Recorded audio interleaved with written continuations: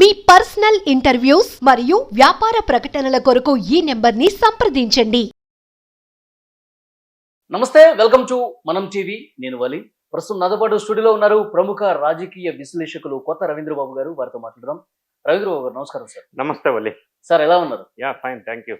Sir, Jaganmohan Reddy గారు జనంలోకి రాబోతున్నారు. సంక్రాంతి తర్వాత నేను జనంలోకి వస్తా, పార్టీని మరింతగా బలోపేతం చేయాలి, ఇక ఈ ప్రభుత్వం గుండెల్లో నిద్రపోతా అని చెప్పి ఒక ప్రకటన చేశారు. ఎట్లా ఉండబోతుంది? జనం రిసీవ్ చేసుకుంటారు ఇప్పుడు జనంలోకి వస్తే?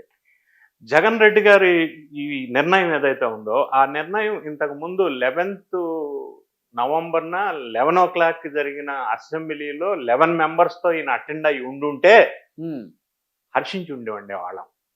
ఆ గతం పోయింది. ఆయనకి ఇష్టం లేదు అసెంబ్లీలో అటెండ్ అవటానికి, అసెంబ్లీలో మాట్లాడటానికి. సరే, అది విమర్శన చాలా మంది చేశారు. ఆయన ఖండించుకోలేదు కూడా, కనీసం ఎందుకు వెళ్ళలేకపోతున్నాడు అసెంబ్లీకి అనేది కూడా ఆయన జస్టిఫై చేసుకోలేకపోయిన పరిస్థితి. అంటే ముఖం చాటేశాడు, తల దాచుకున్నాడు ఆయన ఆఫీసులో. ఈ మధ్యలో బెంగళూరు గెస్ట్ ఫ్యాకల్టీగా, అప్పుడప్పుడు విజయవాడ, తాడేపల్లి. సో ఇప్పుడు జనంలోకి ఆయన వెళ్ళినంత మాత్రాన ఆయనకి వచ్చే మైలేజ్ ఏ విధంగా ఉండబోతుందని ఆయన అనుకుంటున్నాడో మనకు అర్థం కావట్లా. ప్రజలంతా ఈ రోజున ఆయన అసెంబ్లీకి వెళ్లకుండా ఉండటం అనేది, ఇప్పుడు ఆయన ఎమ్మెల్యేగా ఎందుకు ఎన్నుకున్నారు? అసెంబ్లీకి వెళ్తాడని ఎన్నుకున్నారు. తాడేపల్లిలో కూర్చుంటాడని, ఇంట్లో ప్రెస్లో రికార్డెడ్ మెసేజెస్, రికార్డెడ్ మీట్ పెడతాడని జనం ఎన్నుకోలేదు. అసెంబ్లీలోకి వెళ్ళినప్పుడు ఎమ్మెల్యేగా ఎన్నుకోవటం వల్ల ప్రజలకు ఉపయోగం ఏంటి? ఆయన వల్ల ప్రజలకు ఉపయోగం ఏంటి? ఆయనకి ఎందుకు ఓటేశారు? అది వదిలేసి జనంలోకి వెళ్ళటం వల్ల, సంక్రాంతి నుంచి జనాల్ని చైతన్యవంతులు చేయటం వల్ల ఆయనకి అడిషనల్ గా మైలేజ్ రాదు కదా. జనం దుమ్మెత్తిపోసే పరిస్థితి ఉంది. అది ఆయనకి జనంలోకి వెళ్ళిన తర్వాత తెలుస్తుంది. పర్పస్ ఏముంది అందులో? ఆయన చెప్తా ఉన్నాడు, ప్రతి వైఎస్ఆర్ కాంగ్రెస్ పార్టీ కార్యకర్తకి ఇన్స్టాగ్రామ్ ఉండాలా, ఇంకోటి ఏంది ట్విట్టర్ ఉండాలా, ఇంకోటి వాట్సాప్ ఉండాలా, టీడీపీ ఎన్డీఏ కూటమి చేసే అన్ని కూడా ఎవ్రీడే పోస్ట్ చేయమంటున్నాడు. ఎవ్రీడే ఈ ఎన్డీఏ కూటమి ఏదైతే ప్రజా సంక్షేమ కార్యక్రమాలు చేస్తుందో, ఎవ్రీడే ఏదైతే ఇండస్ట్రియల్ డెవలప్మెంట్ చేస్తుందో, ఎవ్రీడే కొత్త స్కీమ్స్ ఏదైతే ఇంప్లిమెంట్ చేస్తుందో, పెట్టుబడుల కోసం ఎట్లా ప్రాకులాడుతుందో, వాటన్నిటిని వైఎస్ఆర్ కాంగ్రెస్ పార్టీ వాళ్ళు తీసుకొని అన్ని ఛానల్స్లో ఏది సోషల్ మీడియాలో పెడితే మంచిదే. ఆయన పెట్టమండి, ఏం పెట్టమంటున్నాడో మరి నాకైతే అర్థం కాల.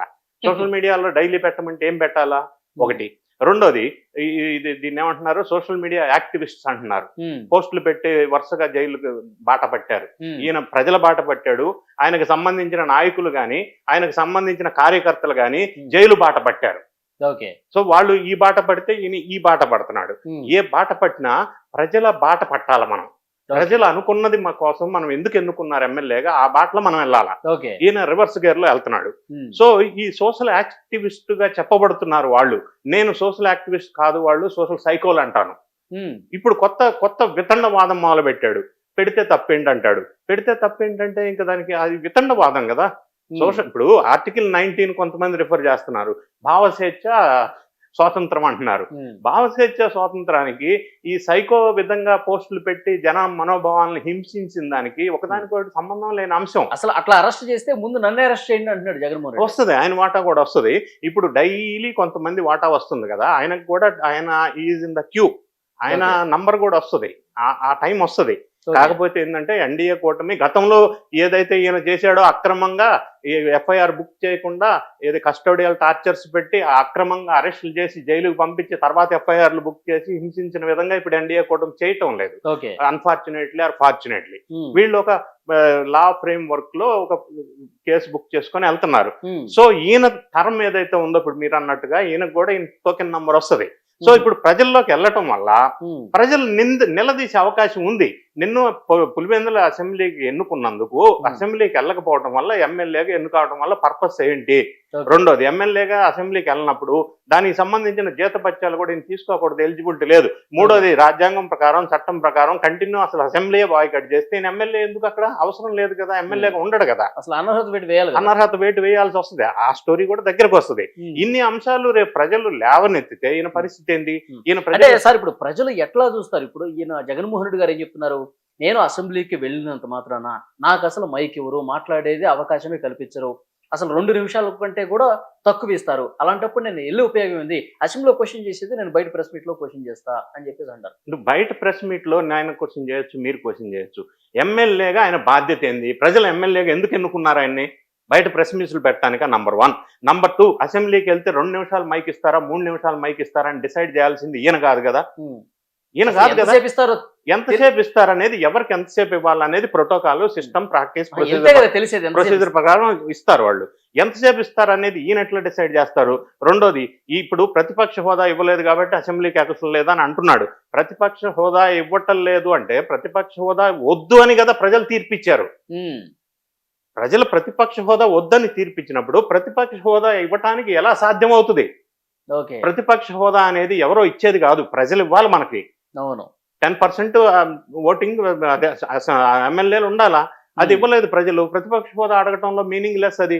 రెండోది, ప్రతిపక్ష హోదా ఇవ్వకపోయినా గతంలో చంద్రబాబు నాయుడు గారు ప్రతిపక్ష హోదాలో ఉండి అసెంబ్లీకి అటెండ్ అయ్యారు కదా గతంలో. ఇంకా నాకు గుర్తుండి లాంగ్ బ్యాక్ యునైటెడ్ ఆంధ్రప్రదేశ్ ఉన్నప్పుడు పి జనార్దన్ రెడ్డి గారు, అప్పట్లో ఆ పార్టీకి ప్రతిపక్ష హోదా కూడా రాలా ఎమ్మెల్యేలు, ఆయన ఒంటరిగానే అసెంబ్లీ వెళ్ళి వీరోచితంగా పోరాడిన సందర్భం, పార్టీ కోసం, ప్రజల కోసం. కాంగ్రెస్ 26 సీట్స్ వచ్చినట్టు. ప్రతిపక్ష హోదా కూడా లేని సందర్భంలో చాలా మంది వెళ్ళి ప్రతిపక్ష హోదా లేకపోయినా అసెంబ్లీలో ప్రజల సమస్యను ప్రస్తావించవలసిన నైతిక బాధ్యత ఎమ్మెల్యేకు ఉంటది. దానికి ప్రతిపక్ష నేతకి సంబంధం ఏంటనేది నా ప్రైమరీ క్వశ్చన్. సో ఆయన అది అర్థం చేసుకోకుండా ఇప్పుడు ఆయన జనంలోకి తిరిగినంత మాత్రాన, రోడ్ల మీదకి వచ్చేసి నేను మీకోసం ఉన్నానని చెప్పినంత మాత్రాన ప్రజలు ఎంతవరకు యాక్సెప్ట్ చేస్తారు? ఎందుకంటే 5 సంవత్సరాలు ఆయన ముఖ్యమంత్రిగా ఉన్నప్పుడు ప్యాలెస్ లో మాత్రమే కూర్చొని జనంలోకి రాకుండా పరదలు కట్టుకుని తిరిగిన వ్యక్తి ఇప్పుడు ప్రజల మధ్యలోకి వస్తే గనక ఎంతవరకు రిసీవ్ చేసుకుంటారు? రిసీవ్ అంటే ఇప్పుడు ప్రజల్లో నాబొట్టాడు ఒకడు ఉన్నాడు అనుకో, నేను అడుగుతాను, అన్నా నువ్వు పరిపాలించిన కాలంలో పర్ క్యాపిటల్ ఇన్కమ్ గ్రోత్ 9.5% ఉంది. ఈయన కంటే ముందు చంద్రబాబు నాయుడు గారు ముఖ్యమంత్రిగా పరిపాలించిన 2019 కాలంలో పర్ క్యాపిటల్ ఇన్కమ్ గ్రోత్ 13.5% ఉంది. మరి జగన్ రెడ్డి గారు పరిపాలించిన కాలంలో 9.5%కి పర్ క్యాపిటల్ ఇన్కమ్ ఎందుకు తగ్గింది అని నేను ప్రశ్నిస్తా.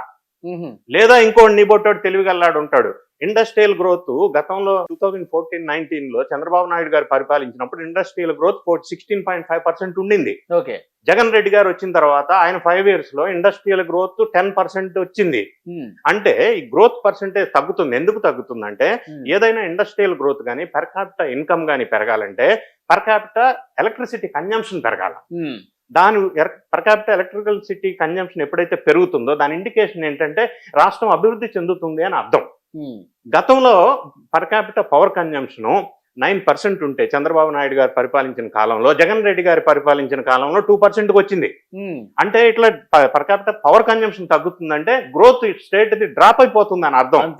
ఈ స్టాటిస్టికల్ డేటా అందరికీ తెలిసిపోయింది. ఇప్పుడు ఇవాళ మొన్న ప్రెస్ మీట్ లో సార్ జగన్మోహన్ రెడ్డి గారు సంపదను నేను సృష్టించాను, సంపదను ఆదా చేశాను, చంద్రబాబు నాయుడు గారు ఆవిరి చేశాడని చెప్పి మాట్లాడారు. సంపద, మీరు చెప్పిన స్టేట్మెంట్ పొలిటికల్ స్టేట్మెంట్. నేను ఏ పొలిటికల్ పార్టీకి సంబంధించిన వ్యక్తిని కాదు. ప్రజల్లోకి వస్తే కొంత చదువుకున్న వాళ్ళు, నాలెడ్జ్ ఉన్నాడు. ఈ మధ్య సోషియో ఎకనామిక్ సర్వే రిలీజ్ అయింది ఆంధ్రప్రదేశ్.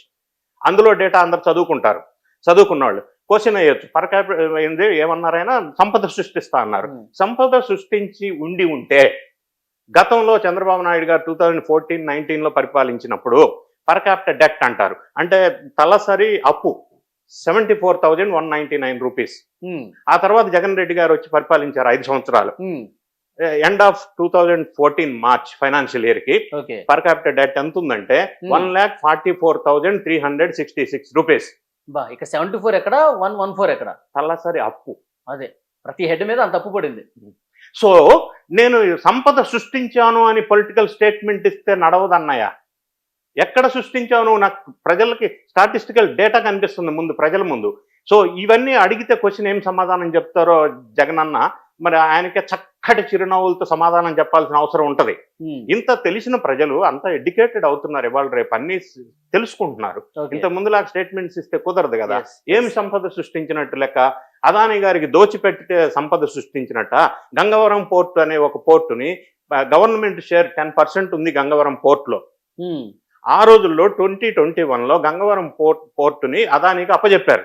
645 crores అప్పచెప్పారు. Including 10% government share. అది యాక్చువల్ గా public private partnership initiative mode లో పెట్టారు. సో అది అప్పచెప్పటం వల్ల 9,000 crores అదానికి అప్పనంగా కట్టపెట్టారు. సో ఇవన్నీ చేసి సంపద సృష్టించినట్ట, సంపద దోపిడీ చేసినట్ట. ఇప్పుడిప్పుడే వెలుగులోకి వస్తున్నాయి.